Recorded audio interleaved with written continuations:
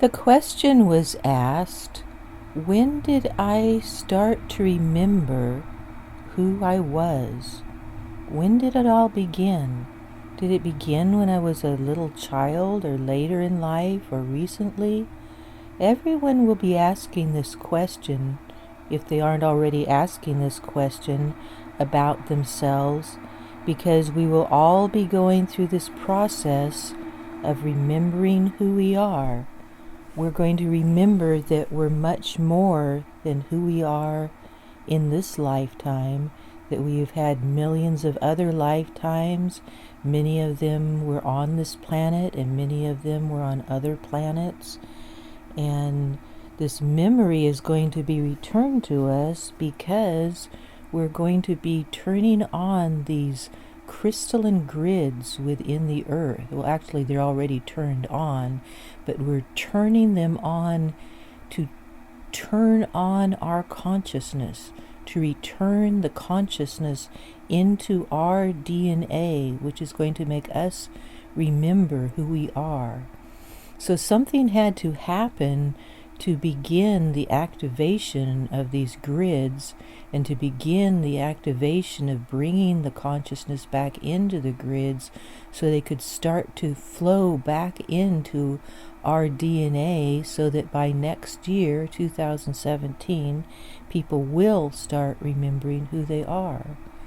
So I started telling this story briefly about how I remembered. I remembered when I was 5 years old, and then a little more when I was in my 20s, and more in my 30s, and all of these downloads of information that have been coming from my angelic consciousness, meaning all of those entities who have been with me in past lifetimes, who have integrated themselves into my DNA, into my Akashic records, and because they have been with me for so long, and they are actually with me now, they're actually within my body and around my body and in my consciousness, and they are attached to me through these lines of consciousness called crystic grids and crystic ley lines, and the crystal lava flow of consciousness returning from the highest realm of the God world. Now, the God world is where a certain group of people, well, they weren't people, they were entities, they were spheres of light energy consciousness, who created this grand scheme of things, these grand cosmoses, where God would be able to express his idea. And this beautiful idea that God was expressing as himself in the God world, that those of us who have been in the God world 950 billion years ago or before that time, know what a joy it is, what a wonderful kingdom of heaven, what a playground of creativity it is. And that exact same place, that realm of consciousness, is supposed to be duplicated everywhere in the universe. And that is the project that my team, my family, my friends, my consciousness has been working on for 950 billion years. So how did I figure all of this out? How did I learn that I came from that time, and who came from that time, and who came from what other star systems, and why are we here, and what are we doing? Well, I'm just going to tell my story, and I'm going to show you how my story is going to help all of you remember your story. My story did begin when I was much younger, but the part of the story that really woke me up to learning who I was, because I had to learn who I was. I didn't learn in the way a lot of people just go and have Akashic readings and they're told, oh, you're this person, you're that person in your lifetime. I chose to learn the hard way. I chose to learn through experiences. I never called anyone up and asked, oh, could you tell me who I am? Instead, these entities had been talking to me over the years, but I just I just assumed they were angels talking to me because angels talk to everyone. But in the year 2007, a group of angels appeared to me in my living room. Actually, they appeared to my husband and I in my living room in Redwood Shores in 2007, and they said that I needed to bring the highest frequencies to Earth through music. And they gave me guidelines of how to do this. They actually put me through a training session of how to bring the highest frequencies to Earth through music. And what they were showing me was how to strum the music of the spheres from all of the spheres of the cosmos, the universe, the entire creation consciousness through these spheres. And they handed me this sphere of crystallite and one of crystal dust and one of crystal gel, and they said you spin these 3 spheres of light energy together, which is the primal sound field of consciousness creation, which is what all things are made of in the God world. And so they were reminding me that I knew how to do that because I was from the God world and that I had done this before, and I knew how to use these spheres of energy to blend them together and create new ideas and to create star systems from. And so they were teaching me, and they announced to me that the group that came to me included the Melchizedeks. They included Archangel Michael, Uriel, Ariel, Gabriel, Merlin, who else? And I can't remember right now, but over a period of time, more and more of them were showing themselves to me. Oh, there was a group that showed themselves, were Xena and Zorak, and then over a period of time, the part of my soul consciousness who had been Orifim race line when I was a mermaid and Joe had been a dolphin, they came to us, and that was Flipper and Siegfried and Cinderella and Tinkerbell. And so all of these sets of consciousness, these who are part of our soul. See, once a person goes through a lifetime, and whoever is their mother and father, friend, spouse, that all becomes a part of your soul, a part of your Akashic records. So in every lifetime that I've lived, there have been more of these entities becoming a part of who I am. So they live within me because they are a part of me. So I speak with Flipper very often, with Siegfried, with Shijinka, which is my orca sister. When at one time 400 million years ago I came to Earth and I was a mermaid, and I was in the Orifim race line on Gaia, and my lover was a dolphin, and that same dolphin at that time is now my husband at this time. And so we have these many lifetime journeys. Our souls sometimes reconnect with the same family members over and over again. But there was a special reason why my husband and I had reconnected together this lifetime and many lifetimes before, in the lifetime when I was a mermaid and he was a dolphin. That was called the second seeding. We came to Earth that time because the first seeding, the first creation attempt of Earth had been destroyed. It had completely destroyed this human angelic race line that was created from the Elohim race line and the Melchizedek race line. That race line was completely destroyed in the first attempt of seeding that race line into Gaia. And so we were on Gaia 400 million years ago, reseeding this race line. And at that time it was called the Orifim race line, and it was on Gaia.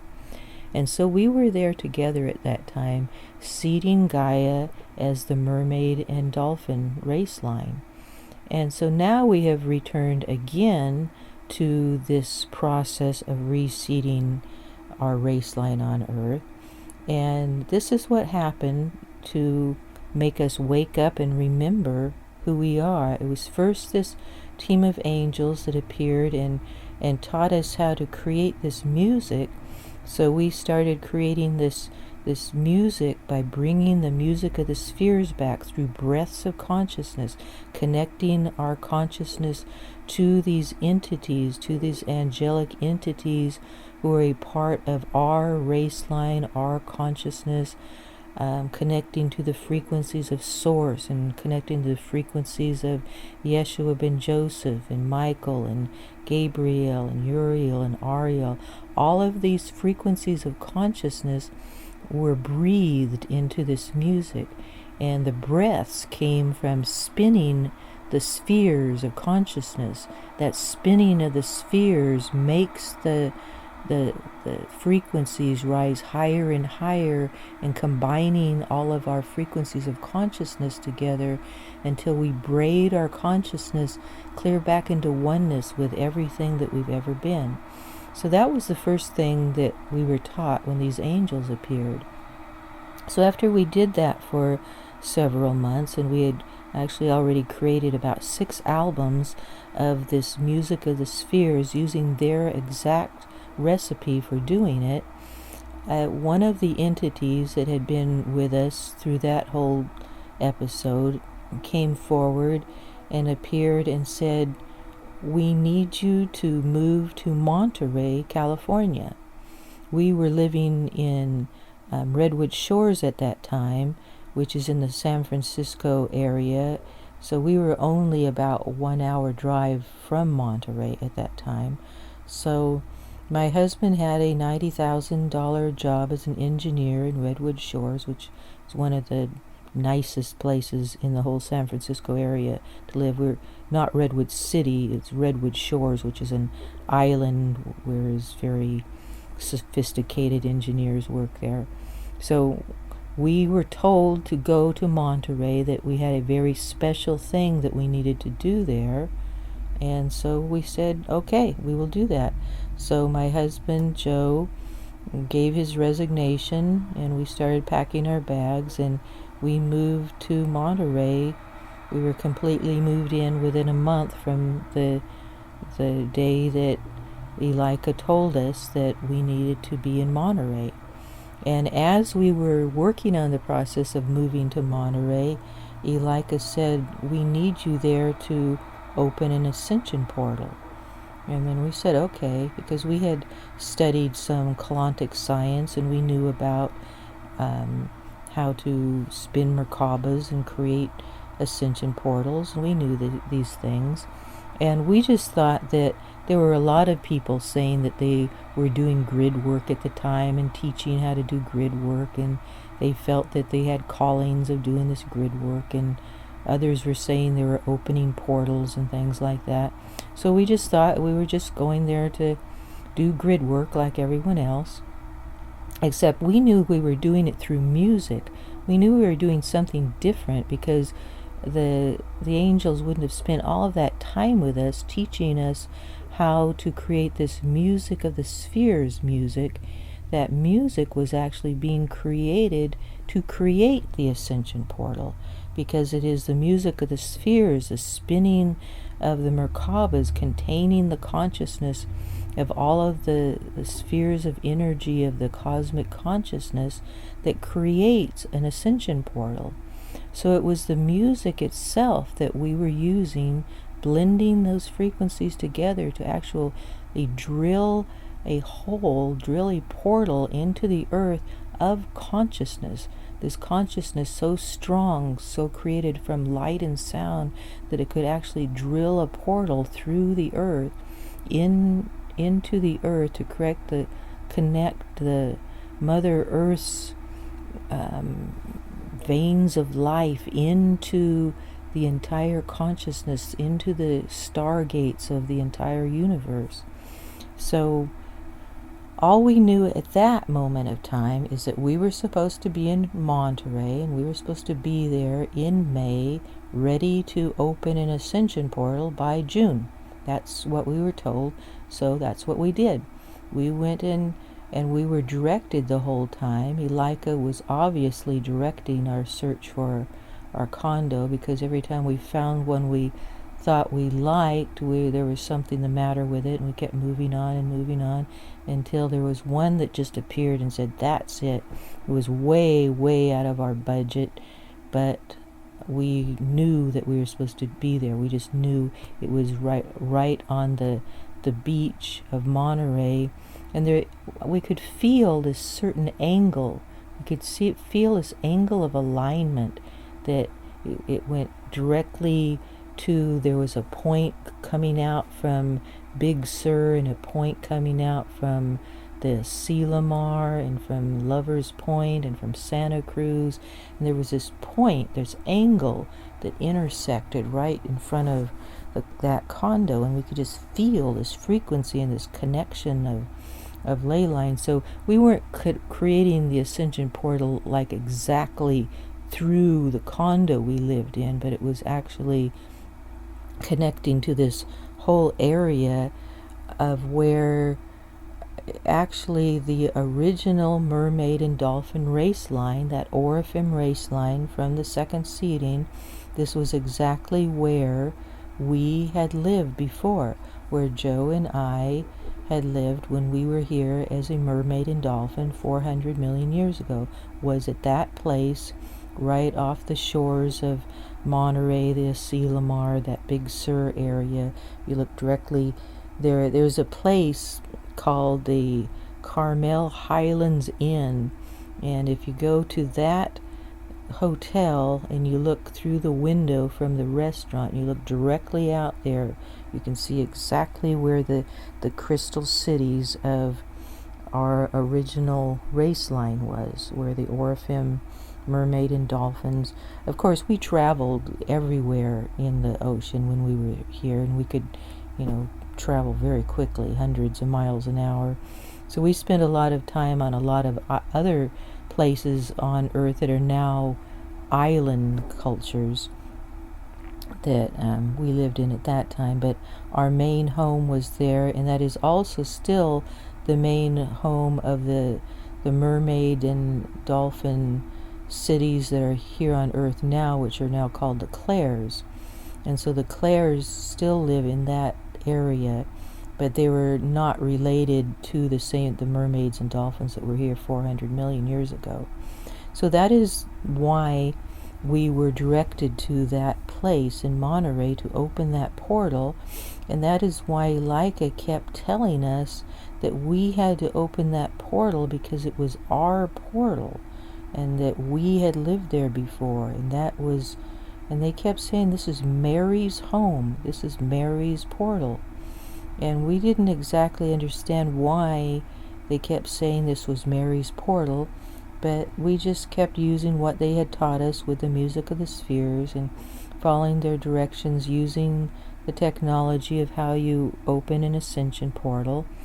And we just worked on it every day. We just kept doing that work.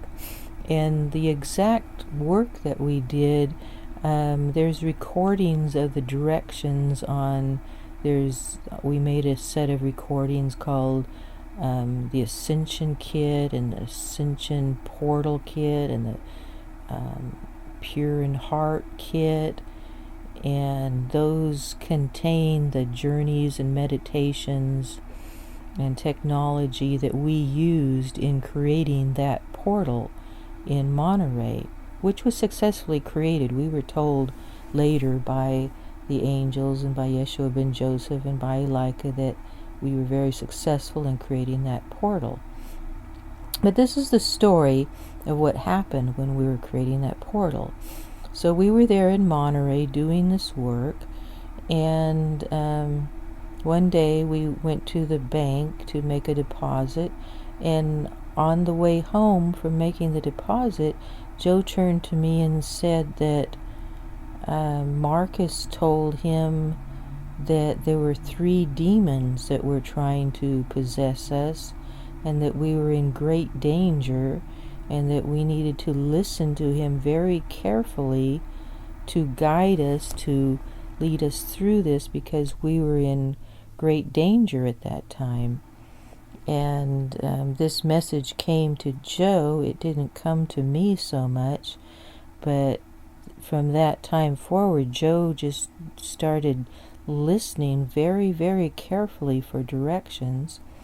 And then it seemed like he became so consumed with listening that he was like mostly in a trance state most of the time, and he was just channeling everything. He was channeling every word that came to him from all of these entities that were with us at that time. And we thought that they were telling us to create the cosmic mystery school of the universe, or the omniverse. And what they were doing is they were teaching us how to create the ascension portal. They were teaching us about oneness. And we thought that we were supposed to be teaching what we were learning to other people. So we were doing workshops of teaching how to create an ascension portal, how to create oneness. We were teaching other people the same things that they were teaching us. But we found out later that the mystery school was just them teaching us. That was what their original plan was for them to teach us how to do this, because they were all a part of our team. They were part of our consciousness, clear up through all of the universal Elohim family, clear up to the Melchizedeks and many hybrid races of the Elohim that are still with us working on this project. There are 100 of them at the cosmic level, and about 27 of them that are with us at the galactic level. And these are all the entities that are working together on this one project. So we kept doing what they said, and that problem came up of the 3 demons possessing Joe.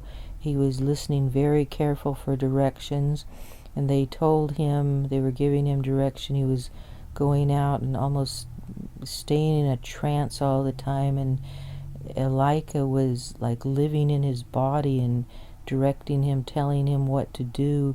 It was like he would go out about 4 p.m. every evening, and he'd be driving around in his car all night long like he was blindfolded or blind, and just seeing through Elika's eyes, and Elika was just living within him and guiding him and teaching him this one-ment to be prepared for when these demons were going to possess him, because these entities knew that these demons were going to possess him, because every time an ascension portal is opened like this in these cases on Earth, and I have opened thousands of ascension portals in the past on other planets, other galaxies, other systems, and on this Earth before.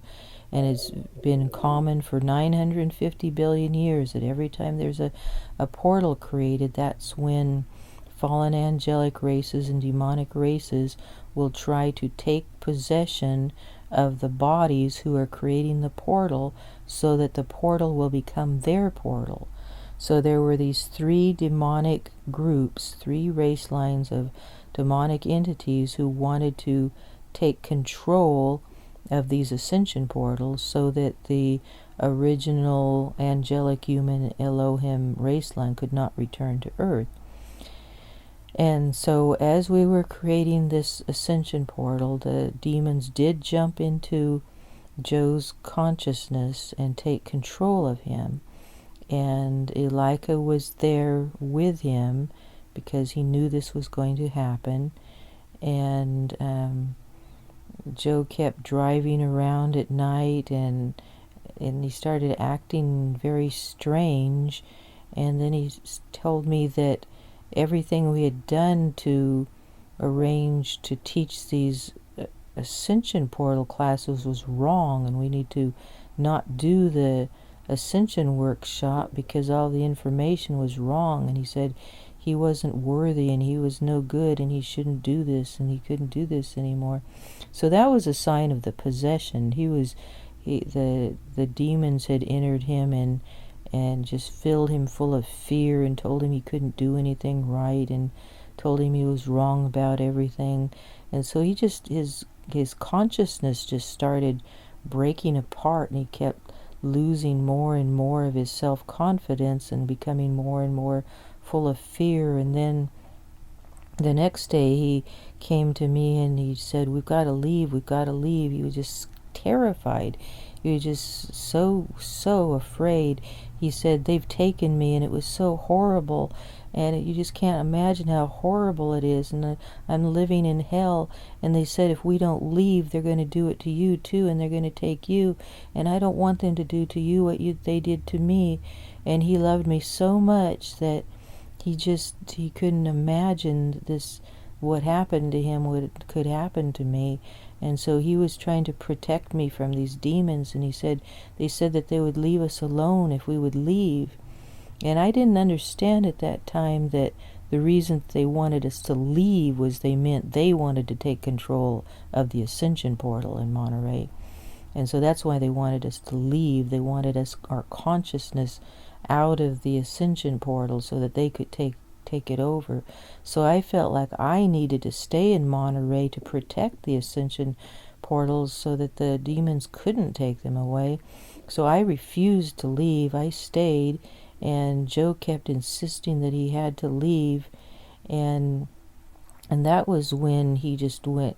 He was just totally gone, and he was so gone that his body just disappeared for a moment and turned into this orb in front of my eyes. And it was just such a freaky situation that I couldn't tell if I was imagining things or if this was really happening. But there was a flash for a moment where he was just gone, and then there was this kind of an orb, and then this body returned. It didn't exactly look like Joe, but it returned and it started talking, and it said, Joe has left. Joe left his body. He's gone. He's gone forever. There's been thousands of angels tried to get him to return to his body, but he refuses to return. He's gone, and we can't find him. He went someplace where we can't even find him. We've searched all over the universe and the cosmos, and we can't find him. And the entity said to me, the only one that can bring him back is you. You have to bring him back, Mary. And that's what he said to me. And then he said, you have to put your soul into him or he will never come back. And so that's when Elika showed me that I had to go up through our higher self. And that's when I found out that we were cosmic twin flames, which means we were one soul when we left the cosmos, and we had to break into two parts, have two souls, because our frequencies would be too high to come as one down into this density. So our soul was broken in half into a male and female soul, so that when we came down into this density, we would remain separated because our frequencies were too high.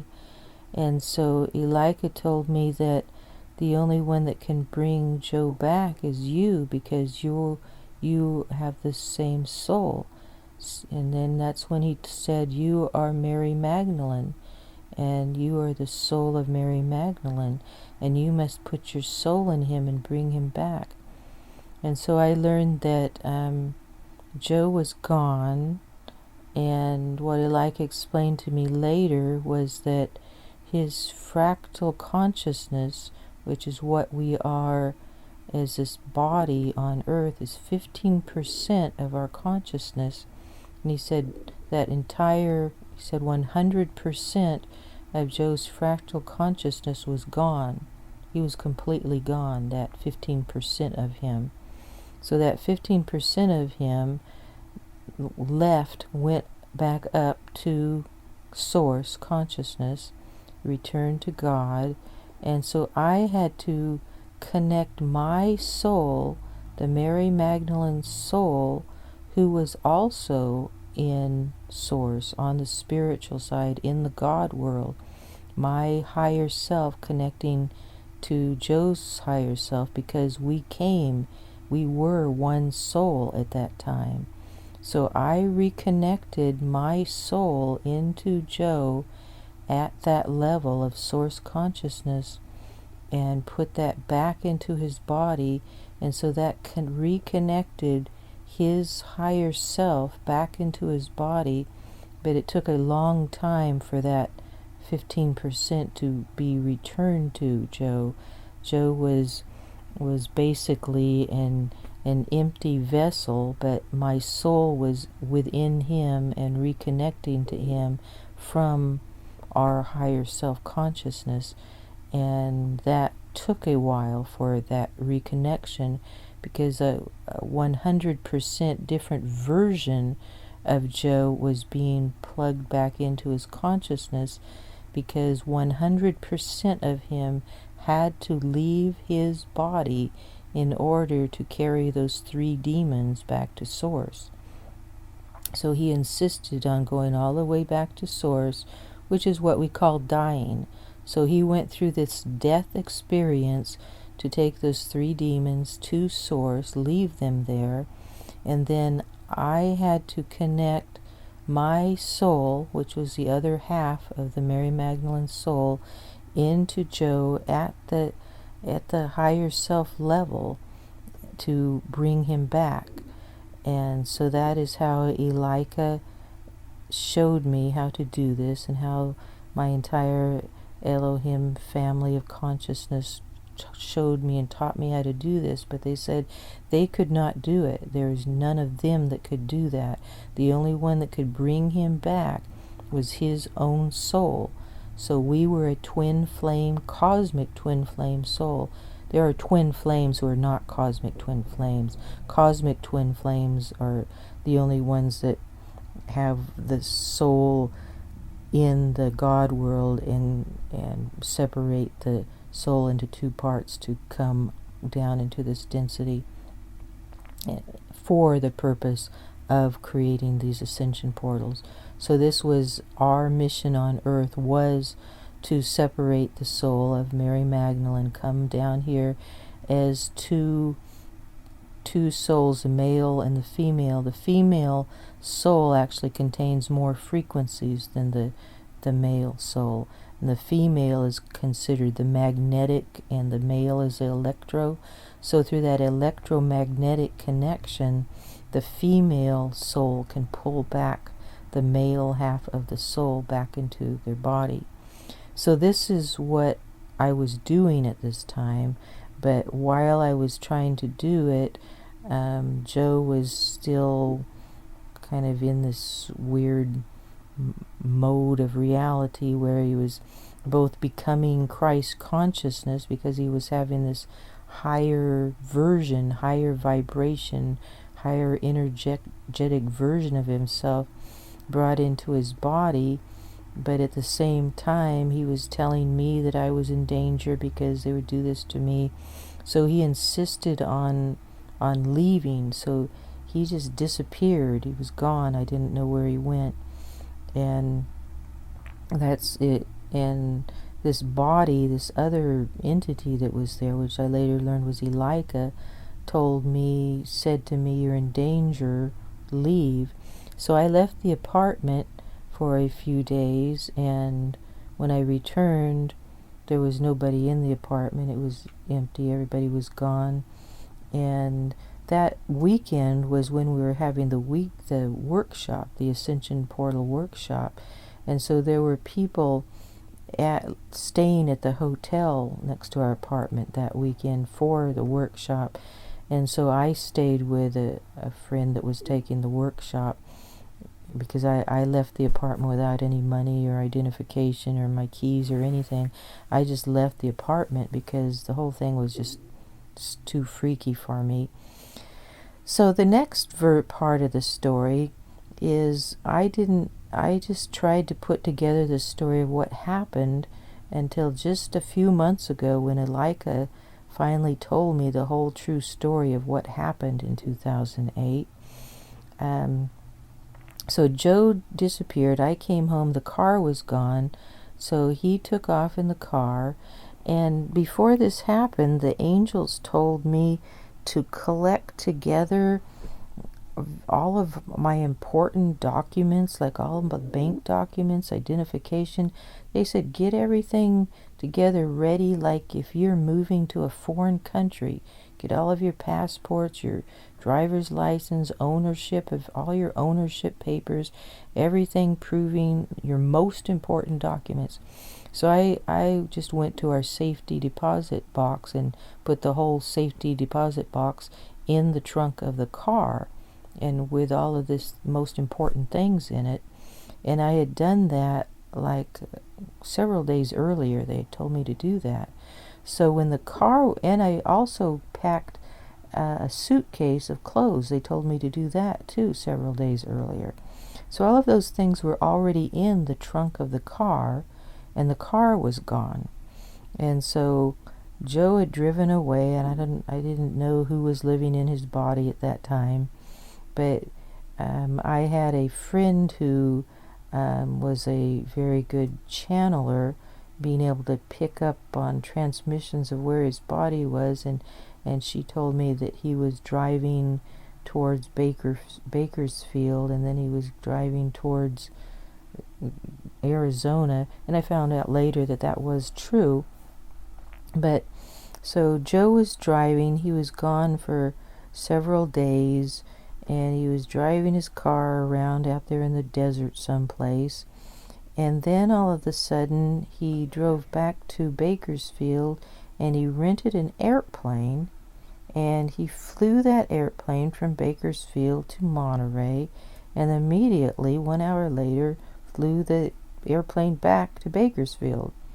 I didn't know Joe could fly. I didn't know that where he got the airplane. I didn't know how he did any of that. But this is the story of exactly what happened. And so then he was driving around, and I was trying to locate him through looking at activity on my credit card. So that's how I found out about him renting the airplane, because it was on the credit card.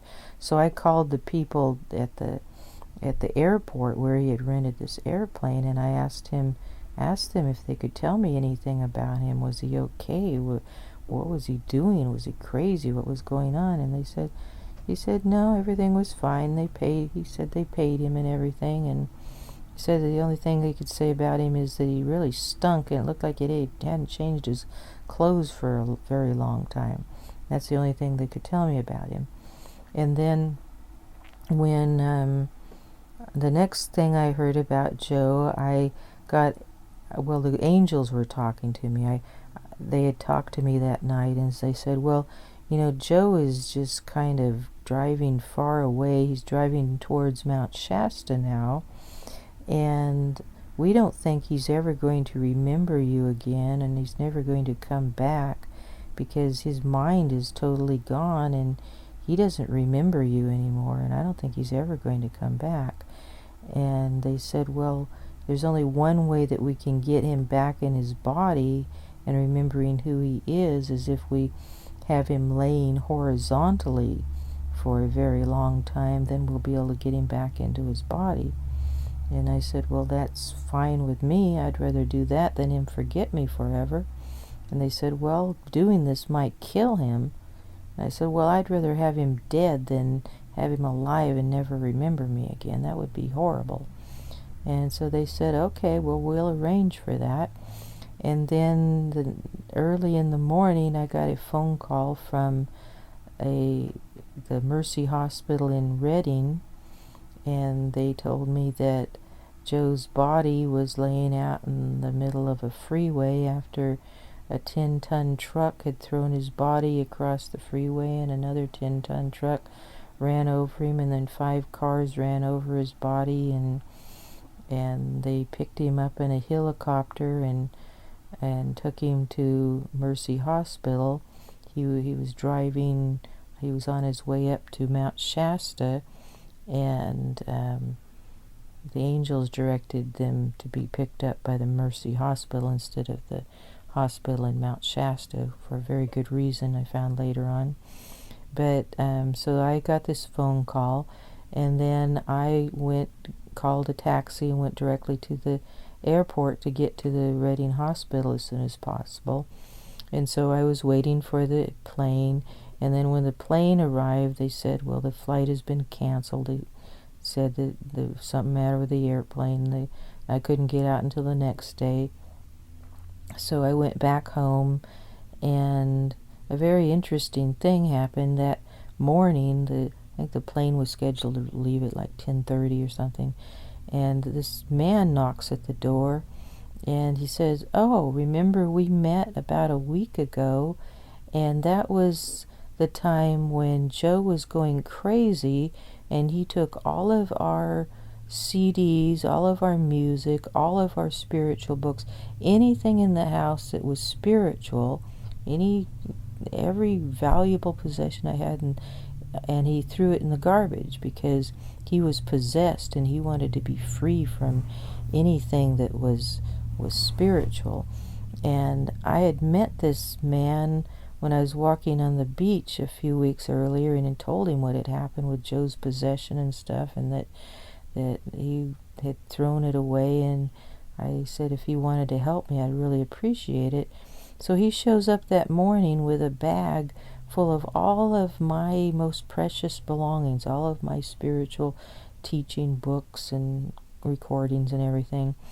And he shows up, and I was just about to walk out the door to go to the airport, and he brings all these valuable possessions to me, and then he drives me to the airport.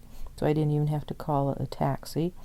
And then I flew to Reading, and when I got to Reading, I went into the hospital, and I was asking to find Joe, and a brain doctor, a neurologist guy, stops me in the hallway, and he said, well, your husband has these brain clots in his brain, and his whole brain is full of blood, and he said there's no way that he can survive this, and he said we're just going to have to drill some holes in his head and drain the blood out, and the chances of his survival are so slim that we just need you to sign a release take his body to the morgue. That's basically what he said to me.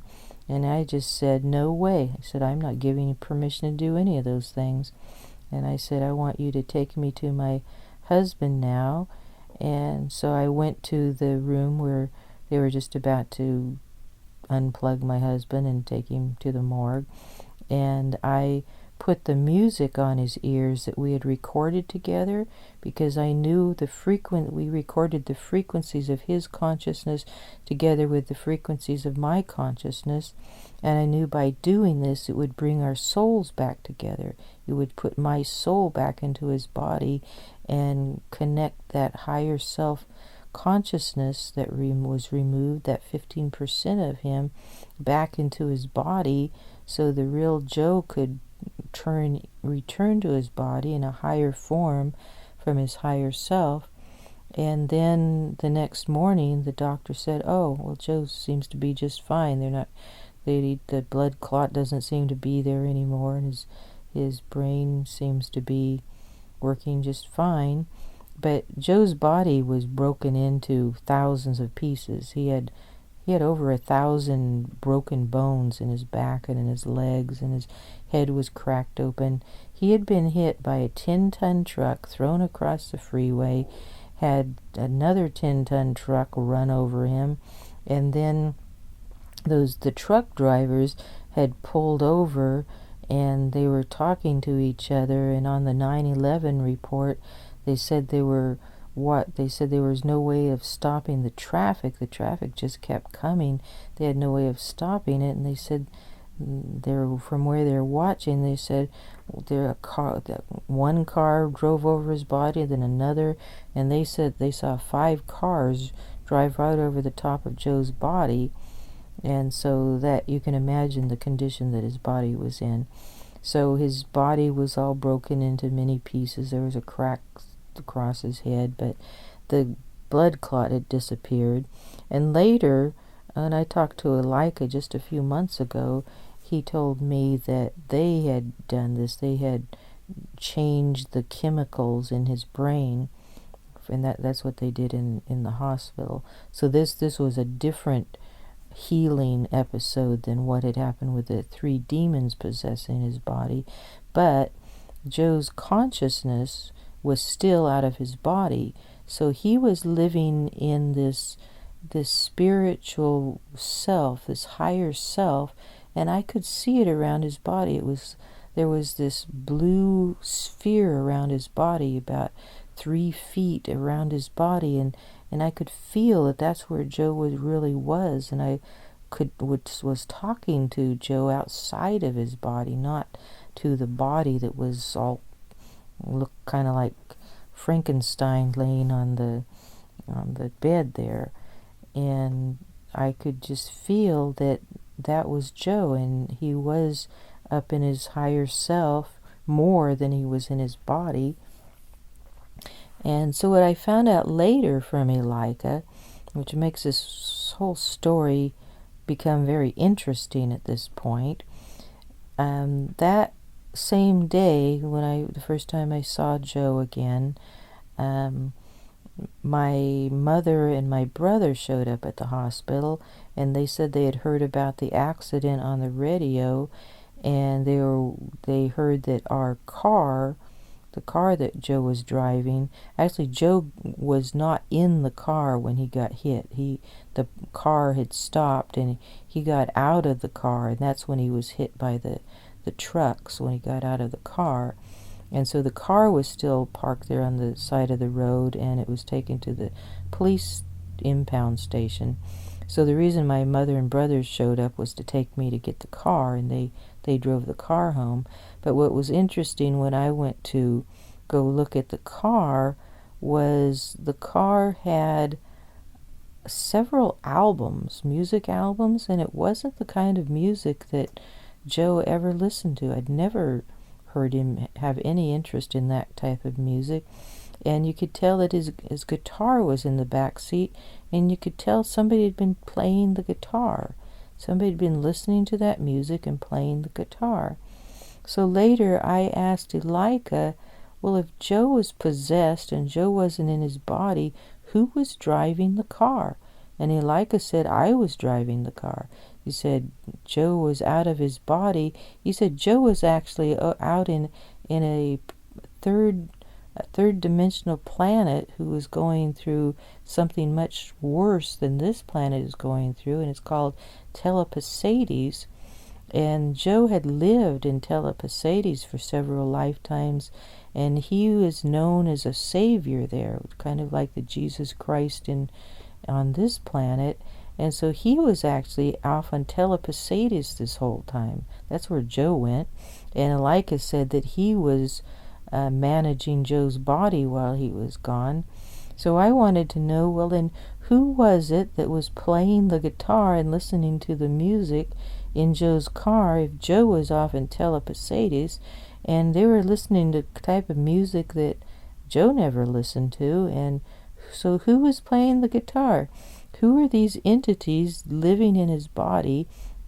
And Elika said, well, there were 20 of us living in this body. They said there was Michael and Ariel and Gabriel and Uriel and Xena and Elika and Marcus. There are several of us, and Merlin was there, and so some of us were playing the guitar and enjoying the music while Joe was off saving Telepasades. And I said, oh, well, that's interesting. So angels do that sort of things. Oh yeah, when we come down and we stay in bodies, we kind of enjoy ourselves down here and kind of like to experience what is being experienced so we can learn more about you. And I said, okay, well, that explains that. And so then Joe's at the hospital, and he's healing very quickly. The crack in his head just healed within a week or two. He looked like Frankenstein. He just looked horrible, and his whole right leg had been broken off, and they put a brace on it. It grew back very quickly, and then he had 1,000 breakages in his hip bones, and that they had an operation on that so it would heal correctly, and that healed back together very quickly. So the healing process went very quickly. We moved Joe's body out of the hospital into my mother's house I think in 3 weeks. We were in there 3 weeks in the hospital. But Joe himself really hadn't returned to his body yet. And that was good, because this whole time that Joe was in the hospital, he didn't even need a painkiller. His body was broken into thousands of pieces. His head was cracked wide open. But because he was still living up in his higher self, in the Mary Magdalene higher self consciousness, and hadn't been brought back into his body yet, he was actually living in his cosmic body. And my soul was within him, so his body wouldn't leave or die, but he was held in the state of the cosmos. He was held within the Mary Magdalene cosmic consciousness, higher self-consciousness this whole time. And it wasn't until we had been at my mother's house for almost a month when Joe regained enough consciousness, and he turned to me on the bed and said, "Hi, I haven't seen you for a long time. They told me to turn to you and say thank you for saving my life." So apparently, even though Joe was unconscious, he was always talking with, the angelic consciousness. So he had been talking with Elika and Michael and Uriel and Ariel, and so he knew that he had gone up into the source field, and he was being reconnected to the higher consciousness, and that he had been out in telepasides, and he had been gone for a long time. And so he returns and he said, "Well, thank you. You're the only one that could save me." And that was our first conversation. And at that time, because Joe, the fractal consciousness of Joe had been removed, 100% of him was removed from his body. There was no consciousness in his body. That 15% fractal consciousness, that is the body part of our consciousness, was completely gone.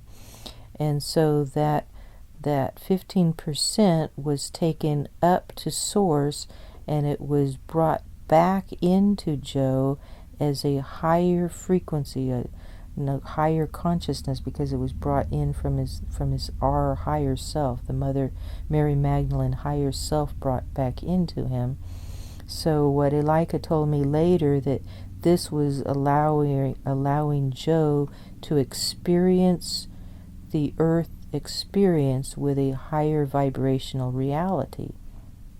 So as Joe was more conscious and he started talking to me, he was always telling me that he could see this light energy coming through me, and that there was an aura around me, and that I was illuminated, and he could see me as the illuminated one.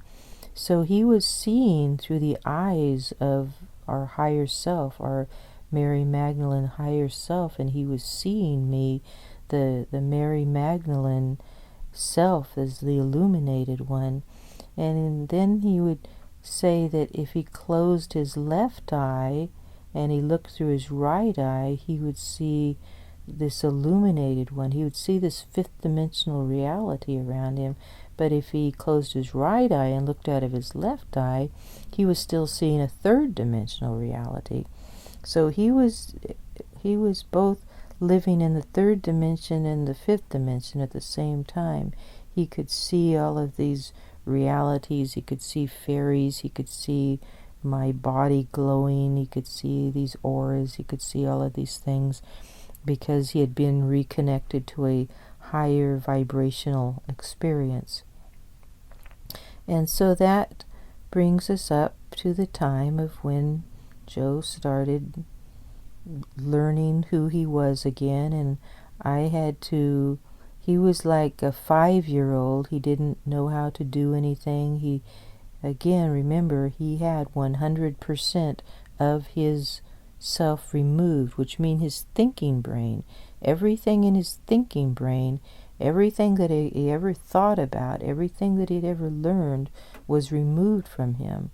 So we had to learn everything over again.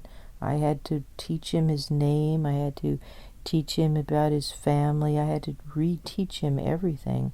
So this process of relearning who Joe was, but as a reconnection with his higher self, that took about 5 years before he started coming to a point of seeming like